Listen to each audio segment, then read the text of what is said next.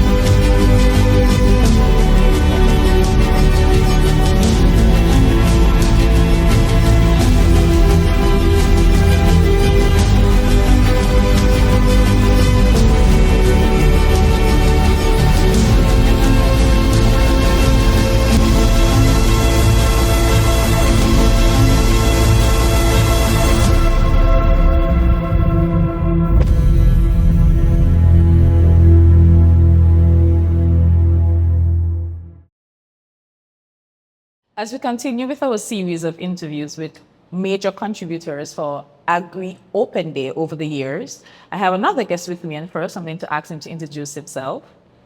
Yeah, good day. My name is Lemuel Pemberton.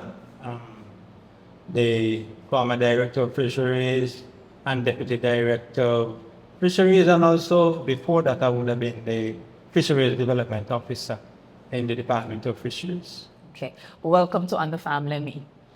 Thank you. All right, how long have you served in your position? All from 2001 to 2010, I would have been the Fisheries Development Officer in the Department of Fisheries. And then from 2010 to 2011, I would have been just about a year or so, I would have been the Director of Fisheries. Then would have been retired in 2011, but was called back to the Department of Fisheries, and by then it was being transformed to the Department of Marine Resources due to the federal secrets and needs. So the position of director was no longer there. So I became the Deputy Director of the Department of Marine Resources. You had a director, federally, and then you had supposed to have a couple of deputy directors. The one in Nevis, the person in Nevis was deputy director, so I was Deputy Director of Marine Resources from 2018 until 2022. Okay, all right. How has your contribution been to Open Day from the fisheries DMR aspect?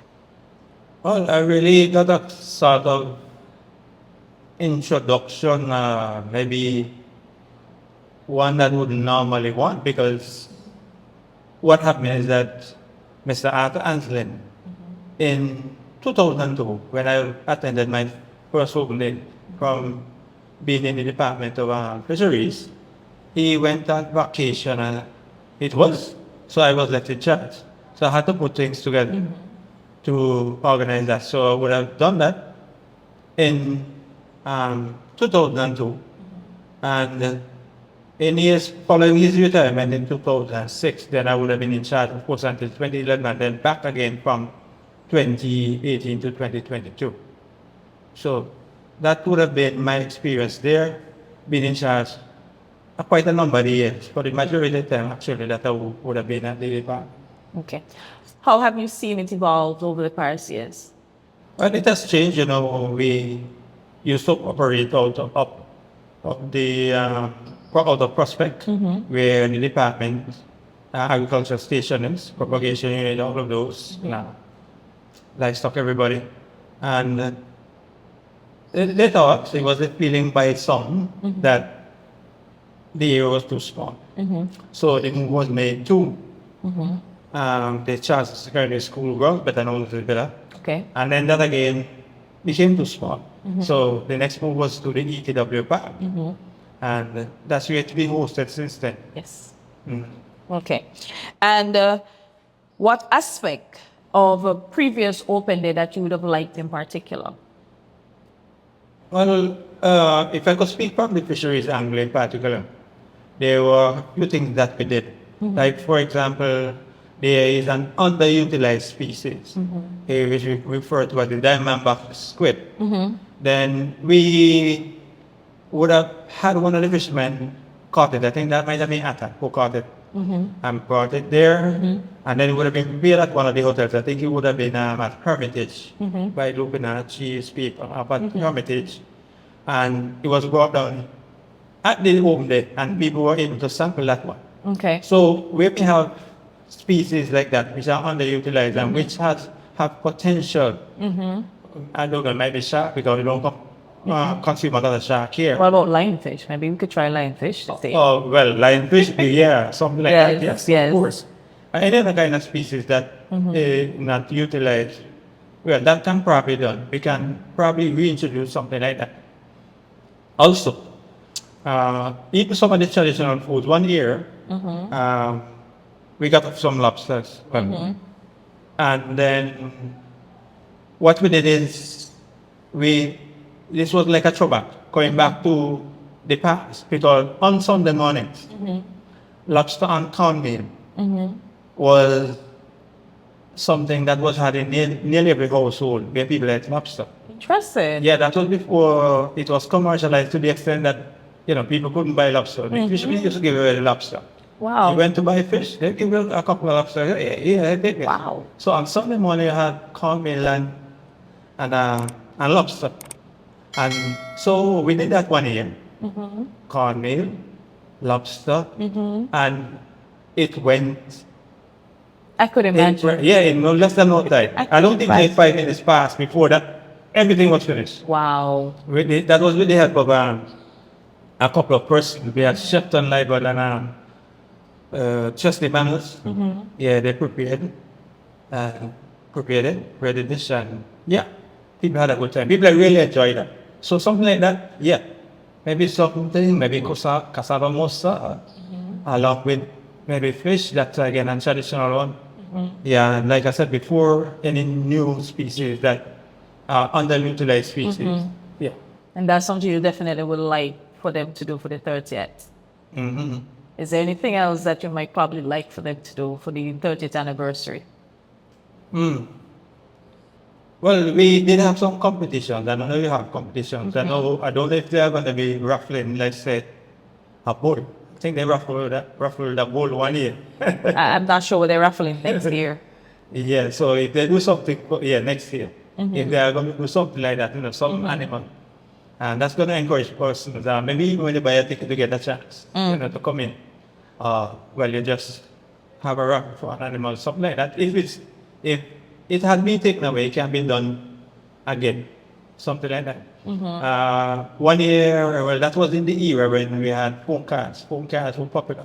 We had a competition there from the Department of Fisheries point of view, where the prizes were phone cards. And we could do top-ups this time, maybe somebody, we had float on board whatever it was at that time, maybe I don't remember. And maybe, who knows, maybe a smartphone, something to be shown. Yeah, so some things like that, probably. From the Department of Marine Resources perspective, we had probably the only concept blowing competition on Nevis, probably the Federation of Cities and Nevis a few years ago. Quite remember when, maybe it would have been about 2021 and 2022. Yeah. So that again created a bit of excitement. And yeah, maybe something like that can be looked at again. It's a very good idea. All right. How has the impact been from Open Day on the island of Nevis and even for you personally? Yeah, well, they encourage people to get into farming. Let's say fruit trees, because I always wanted, some more fruit trees.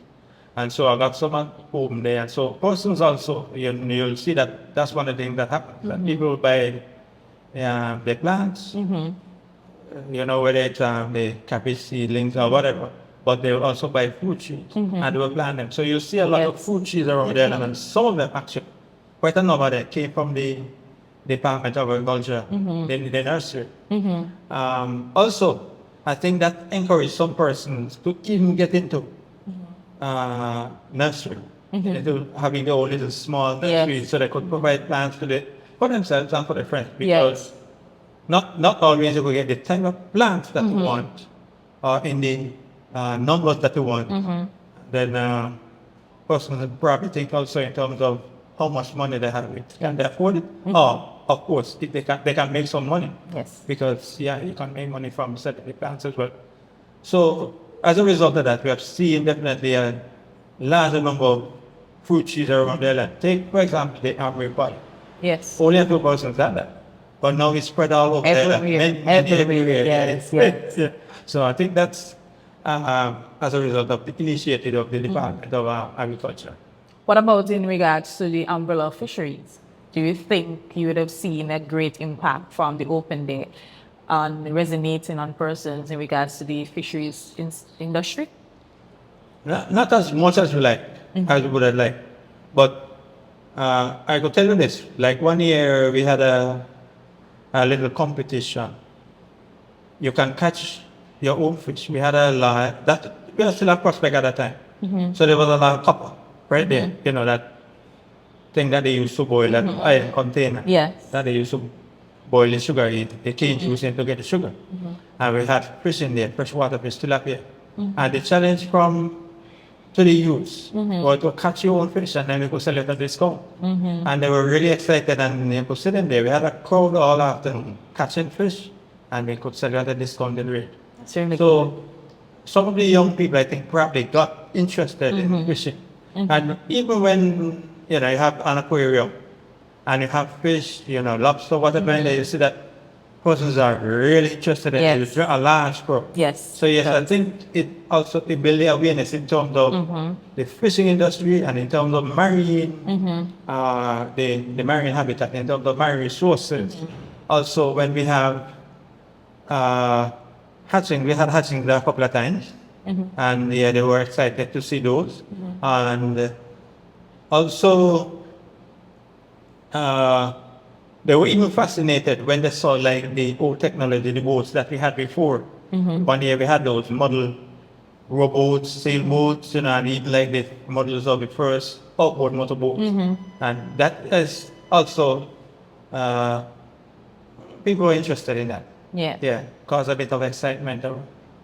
So, would I like the impact to be greater? Yes, but it had to be, and we do not have as many young fishermen as we would like, but you will see that a lot of people go line fishing and the night sometimes they go, you see them on the side of the road. Recreation is happening. Yes. Yeah. But that's good though. That's good. It also teach people that, well, in crop aspect, eat what you grow, but in their case is eat what you catch in that regard. So that's really good.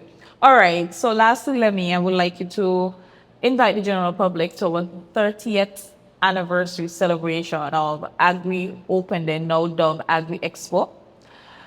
From a former contributor of Open Day, this is the opportunity to tell them, please, to come on out and show their support. Okay, everyone, come out to the 30th anniversary of Open Day. It used to be over one day, long time ago. It's over 2 days now. So if you miss one day, you can come to the next. Yes. All right? It's going to be great. Going to be awesome. Come along, everyone. Thank you. Thank you so very much, Lemuel, for being on the farm with us. We do appreciate it and happy in having you here. Well, thank you for having me. No problem at all. Fresh local fruit and vegetables produced for our nourishment. Buy local, eat local. Welcome back, viewers. I have the privilege and the honor to interview our next guest, but first I'm going to ask him to introduce himself.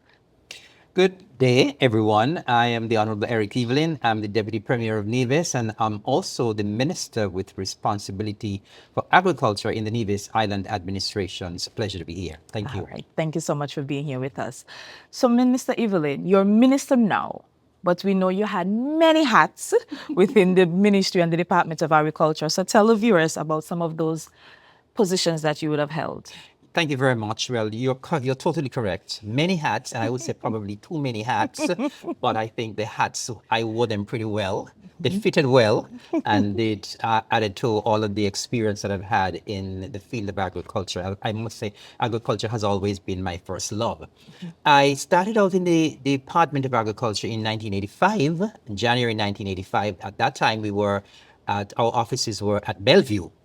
And then I went off to college in September of that year to the Eastern Caribbean Institute of Agriculture and Forestry in Trinidad and Tobago, commonly called ECIAF, where I did a diploma in general agriculture. And so when I returned after 2 years, I started out in the field in extension. So I started out as a trainee, an agricultural trainee. And then, of course, I was promoted to become an extension officer. Became an extension officer, worked in extension for quite a while, for quite a number of years. I remember when I came back, I was first stationed at New River, and then I was stationed to do some extension work in the Gingerland area and other parts of the island. So I spent quite some time in extension. And then after I was spending so much time in extension, I could recall there was an extension officer named Mr. Keithley Jones. And Mr. Jones was doing an agricultural program on radio. Okay. And one day he said, I'm going to invite you to come on the program with me. And then he invited me to come on the program with him. Eventually, he left. And so I took over the role as communications officer. And so I left extension per se, and I became the communications officer. I mostly did radio programs. I could recall, many people may not know, but there was a radio station attached to ZIZ, right upstairs, the police station in Gingerland. Many people may not know this, but there is where we started off doing our agricultural radio programs. Okay. And then, of course, I started to do the programs at One Radio. And so when I became the communications officer, I was responsible for doing these radio programs on the farm. There were 3 programs, Monday, Wednesday, and Friday. Okay. Monday was dedicated to marketing information, where I would have disseminated information in terms of the prices of products, what is available, and what are the things that are in demand and that sort of thing, mostly along marketing information lines. And then the other 2 programs on Wednesday and Friday, more technical stuff in terms of all different aspects of agriculture. Okay. I would have also done a more lengthy program, which would included interviews and so on. I think that was done once per month. Okay. And then I also started to do some programs on television. Okay. And I also did a lot of work in terms of print, in terms of the newspaper, the Observer, and so on.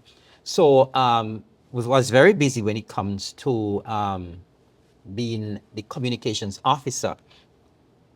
After spending many years as the ex-communications officer, I was promoted to communications supervisor. Okay. But we're in the same hat. Okay. But it's just that I went to a different scale and I got a different job title. During the time that I was communications officer and communications supervisor, there was a void in the department with regards to quarantine. And of course, we know quarantine is very important. Correct. And so I also had to wear the hat of the quarantine person for many years. And so in essence, I was the communications officer and communications supervisor. I was also called the quarantine officer, even though I did not have that name officially. Okay. I was performing all of the duties for quarantine. So in essence, I was performing the duties of communications, doing all the promotions for the Department of Agriculture, and doing all of the work for quarantine. Wow. For so many years, I was the only person dealing with communications, as well as the only person Wow. dealing with quarantine. And so I had a lot on my plate. I was the one doing all of the container checks, doing all the airport checks, doing all the checks at the post office, doing all the checks when it comes to writing phytosanitary certificates. And then when Minister Jeffers became the Minister of Agriculture, he asked me to be his permanent secretary. Okay. And so I became the permanent secretary for Minister Alexis Jeffers. And so I would have gone from agricultural trainee, extension, communications officer, communications supervisor, permanent secretary. Okay. All right. So that is really a lot of hats. You went through the entire system. Indeed. And I must say here, even when I became the permanent secretary, I continued to assist in communications and quarantine as well. Sometimes I was there as a permanent secretary and people would call me and said, I need a phytosanitary certificate, please come down and help. So I did all of that, even though I was a permanent secretary. That is wonderful. All right. So, in all of your capacities, then definitely you would have had a lot of involvement in Open Day. Tell the viewers a bit about of your contribution towards Open Day in your capacities that you would have held. Most certainly, I Open Day is very dear to my heart as well. I was there from the beginning. I was there from the onset when we started. And of course, when we would have started Open Day, I was in charge of communications. Okay. And so I would have done all of the PR work for the Open Day. And I can tell you, it was indeed a lot of work. Leading up to the event, we did a lot of interviews with the different departments or the different divisions in the department, interviews with farmers and so on. Did all the promotional work on radio and television and the newspaper. And I can tell you, I personally believe is because of all that groundwork that was done when we started, that is why the Open Day or the Agri-Expo, as it is called now, has become so very popular on the Yes. island of Nevis. Not only in Nevis, but in the Federation as well. Even and region. of course, we know in the Yes, region as yes. well. And so, and when we started the Agricultural Open Day, it was all exciting. Everybody in the department was so excited. I recall we had several meetings leading up to the event. People came with their ideas. Everybody was very fully involved because it was something that we thought was excellent for the department in terms of promoting the department, promoting what we're doing, promoting agriculture in general. And so I was excited, of course. And so I did everything possible to ensure that everyone on Nevis knew about the Open Day and as many persons as possible would come and attend the event. Of course, we started at Prospect. Okay. Do you remember anything that you would have contributed as an extension officer? Remember any of your projects that you would have done? Well, as I said, when the Open Day started, I was not really in extension. Oh, you at was that already time. I was communication. in Okay. communication. So I was in charge of all the promotional work for the Open Day. Okay. All right. So, how has you seen the event evolve? The event has evolved nicely, I would say. It has grown tremendously over the years. When we started at Prospect. Okay. And what I really loved about when we were at Prospect is that we were in our natural environment. And so we would have started at Prospect. The main events were held over at the Prospect Agricultural Station, right? And then we had the livestock-related events taking place over at the vet services. Even though they were two disjointed areas, Yes. it still worked well because they are still close enough in terms of proximity. People were able to walk from over at the vet services, walk over to the agricultural station. People were able to walk from over there, walk over to the vet, and go back and forth. So even though it wasn't one contiguous area, it worked well. Yes. Because, as I said, we were in our natural environment. When we had the exhibits, and of course it was much, much smaller. When we had the exhibits at Prospect, people were able to walk into the propagation unit, see what was there. So in essence, we didn't have to transport any plants, with the grafted plants or seedlings from the propagation unit. People were able to go into the propagation unit. People were able to go into the fields. Because what we did, we ensured that we had the fields at Prospect in top shape. And so we had the plots all marked out and so on, and people were able to go and visit. So you come to Prospect, you look at the other exhibits, then you are able to go into the field and visit and see what we had in the field, how they were doing, the different plants, the watermelon, the cucumber, the tomato, the sweet pepper, whatever. And so people were able to go there, ask questions as usual. Students were able to come, see things there, right on the spot. And I think it worked to our advantage. I really liked when we were in our natural environment. And of course, over the vet services as well, persons were able to go there. They were able to go into the vet clinic, see all of the equipment there. They didn't have to move out anything. Were able to go there and see animals there and that sort of thing. So I really loved when it was a Prospect, but of course it outgrew Prospect because it grew bigger and bigger every year, because every year people just love the idea of this agricultural exposition where you can come and see everything that is happening. I remember at one point in time, we actually had an agriculture and industrial exhibition, which was hosted at the Charlestown Secondary School, right? okay. And I think it was when we celebrated our 10th anniversary, we moved on to the Villa Grounds. Okay. Because we were, of course, outgrowing Prospect. Even though we loved there, Yes. we were outgrowing it. And so we moved to the Villa Grounds. I think it was on our 10th anniversary. And then, of course, it continued to grow incrementally. And then we had to move over to the ETW Park. You know, I think that it was on our 20th anniversary. Okay. And I think that is our permanent home now. Yes. But it has evolved in terms of its size. It has evolved in terms of how many persons attend. When we started out, it was primarily agriculture related. Of course, we know now that agriculture touches practically every different area, you know, every different department, every different division. And so there are so many other departments and division and institutions who are related to what we do in agriculture. Definitely. They wanted to become involved. Of course, we said yes. And so it has outgrown the little agricultural exhibition that we started with at Prospect. And so we have a lot more persons, a lot more institutions, a lot more government departments involved now. And so it has evolved over the years from just being a little small agricultural exhibition showcasing agriculture to now showcasing agriculture related institutions and departments and divisions and so on. And so it has evolved tremendously, both in terms of the size of the event, in terms of who is involved, in terms of the numbers of persons and institutions. It has grown in terms of the numbers of persons who attend as well, because as I would have indicated, this is not just a Nevis thing. This is a federation thing now. We get a lot of persons from St. Kitts who come over. That's correct. And of course, now we are realizing we have people from Statia coming. Yes. We have people from St. Martin, from the neighboring islands who are coming now as well. So it has evolved and it has grown over the years. And I personally am very pleased because I was there from the beginning, from the onset.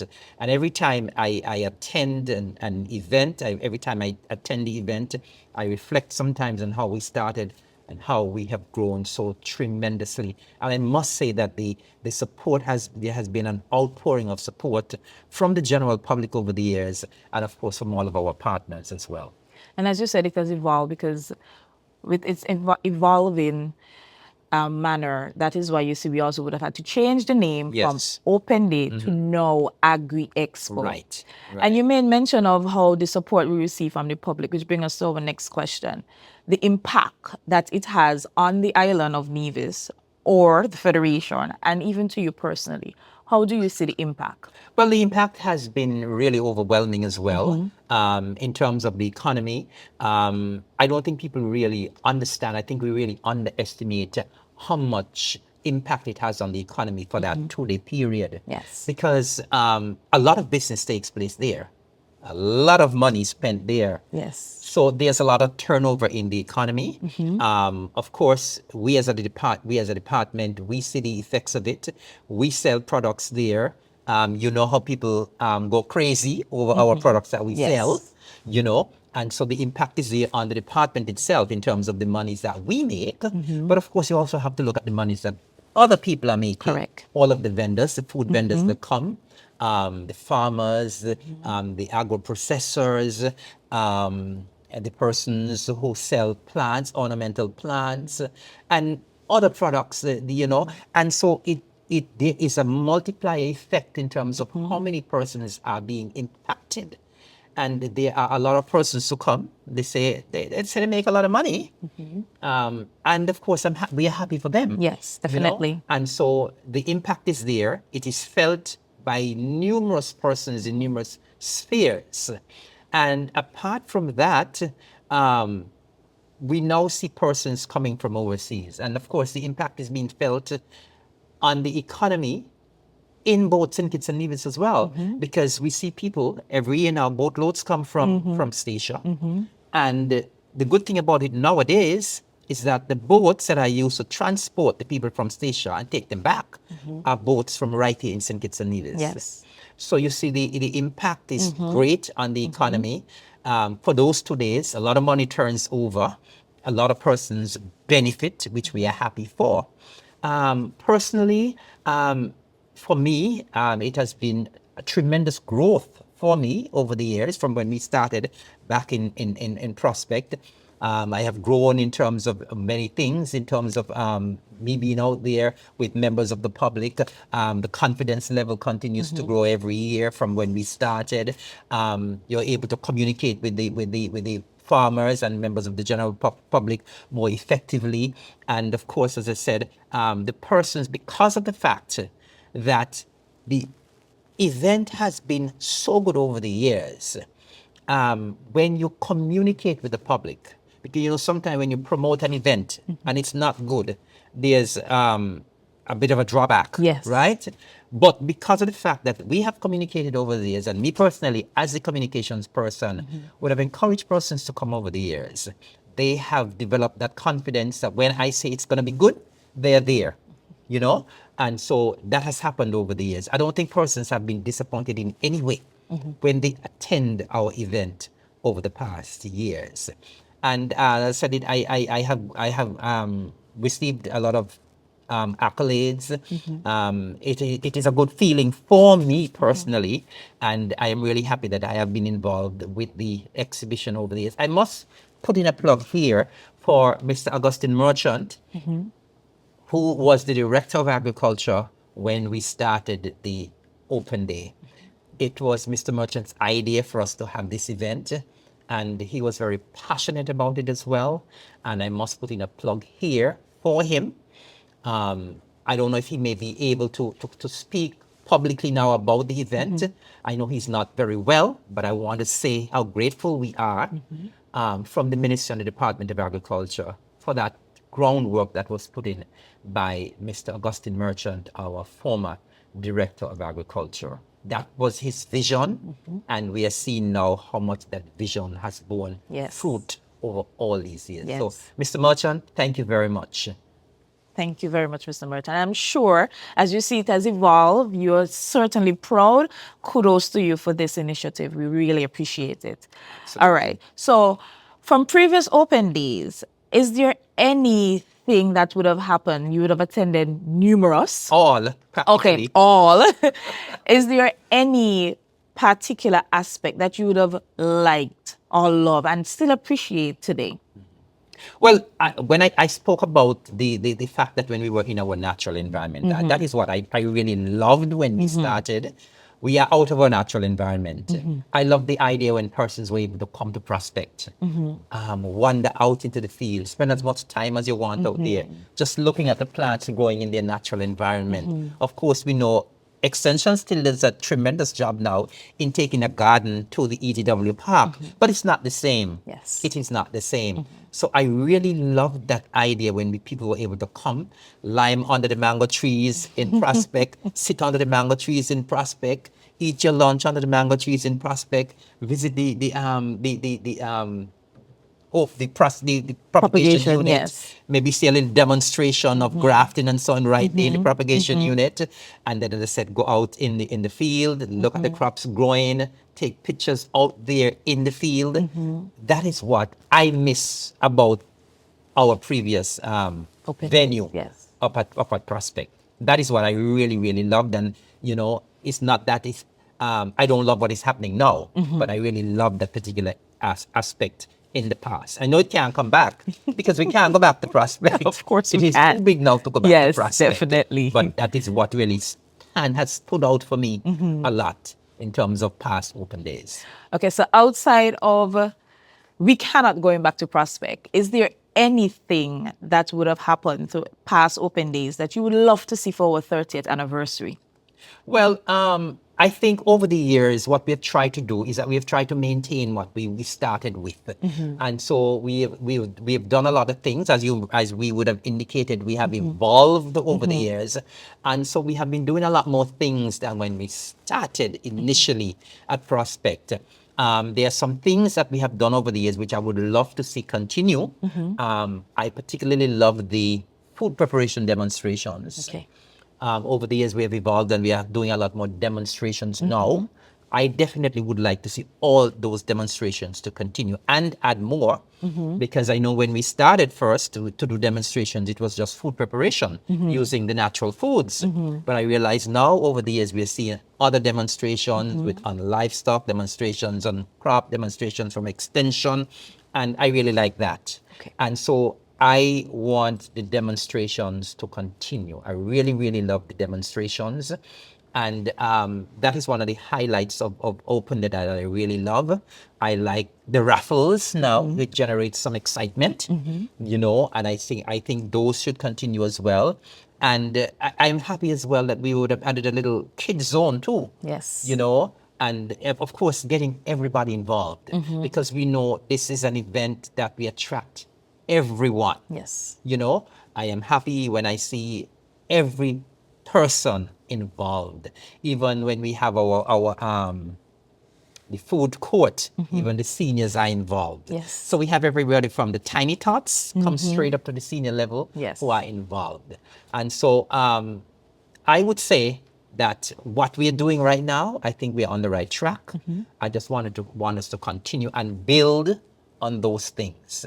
And of course, it will continue to attract the numbers that we normally get over the years. I think we can only get better and better. I don't know if we can get better, but I think we can continue to build. And I must say commendation and kudos to the staff at the department, because of course this event is a difficult event because of the magnitude and the size of it. It's not easy to plan, right? No, it's and not. so I have to give kudos. I remember I always make the joke that when we plan for Open Day, Agri-Expo, the tempers are always clear, and we always have to try to keep people. Definitely. Always have to try to get a Definitely. handle on that temper thing. I always had the joke, especially with Mr. Amory, and so I have to say that the department staff over the years has worked well under pressure. Under pressure, and so I want to give kudos and commendation to the staff. I think everybody normally rise to the challenge for the event, and this is an event. It is the highlight of the department Yes. for the year, and I know that it will continue, and I want the department staff to cherish it.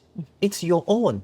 You have to own it. Yes. As I would have said previously at the meeting, the event doesn't belong to the minister. It doesn't belong to the permanent secretary. It doesn't belong to the. It belongs to all of us. Yes. It belongs to the entire staff, and we need our staff members to have that pride in the event. And that is why, because you should have that pride in that event, that is why you need to go all out, support the event, whether you're going to get overtime and open days or not, come out and work, come out and do the work. And so I just want to encourage the staff at the department to continue to go all out to ensure that the Agri-Expo continues to be the exciting, impactful event that it has been over the years. Okay.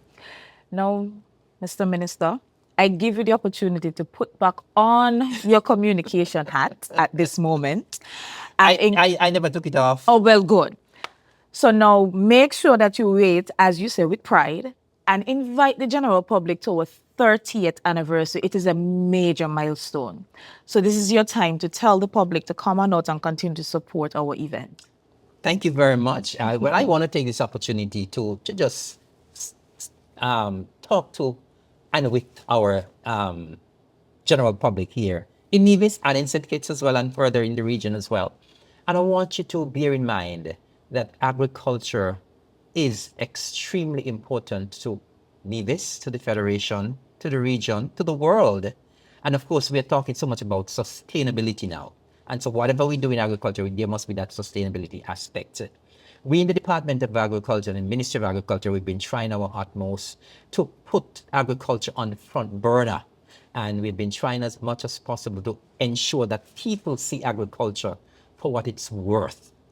And I want to take this opportunity to invite all of Nevis, all of St. Kitts, all of Statia, all of Anguilla, all of St. Martin, all of Antigua, to be a part of the historic staging of the 30th anniversary of the Agri-Expo at the ETW Park in March of 2026. We at the Department and the Ministry of Agriculture, we will be going all out to ensure that this is the biggest and the best that we have ever hosted. I know that what we have done in the past, it's difficult to top, but I can assure you that we certainly will top what has been done in the past. Of course, we are working diligently, and we will be working overtime to ensure that everyone who comes to Agri-Expo 30 will not be disappointed in any way. And so we're asking you to start making your plans now. Those of you who want to be a part of the event, start getting your registration in when the date is announced. And we want all of Nevis to be there on that Thursday and on that Friday, come both days, for what promises to be an explosion with regards to agriculture here on the island of Nevis. Trust me, you will never be disappointed. So I'm encouraging all of you to come out in your numbers, support agriculture, support the department, support Nevis, support our farmers, and of course, you will have an unforgettable experience. Well, after that, I can't say nothing more but to just tell you, thank you so very much for being on the farm with us and doing this interview. And we do appreciate the work that you have been doing from then even to now. Thank you. And we continue to wish you all the best. And of course, we at the ministry and the department as well will continue to support you so that we can definitely have a grand 30th anniversary celebration for Open Day 2026. Thank you again, Minister Evelyn, for being here, and we do appreciate it. Thank you, and it has been my pleasure. Thank you for having me, and congratulations for the work that you have been doing as well in terms Thank of you. promoting. Thank Thank you. you. Have a great day. Have a good one yourself.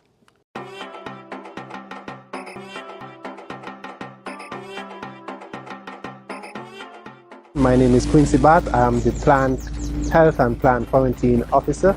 I would just like to notify farmers and backyard farmers that we here at the Department of Agriculture identify a new type of pest that is prevalent in the Malvaceae family. When we're talking about Malvaceae family, we're talking about okra, sorrel, cotton, and also some of the Solanaceae families such as eggplant, sweet pepper. This pest we found to be a leaf hopper. The leaf hopper is a small pest and it's a sucking insect. This sucking insect serves as a vector for a virus that affects these host plants.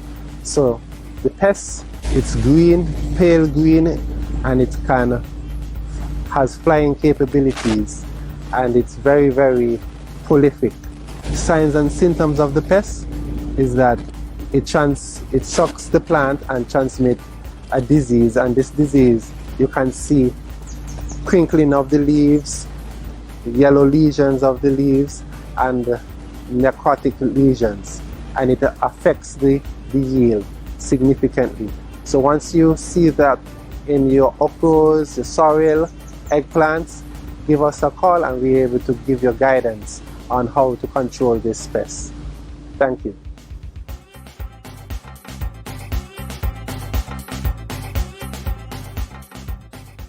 And there you have it, viewers, another episode of On the Farm. We're vocal about everything local. I must say, these interviews that we have had so far has been very impactful and informative.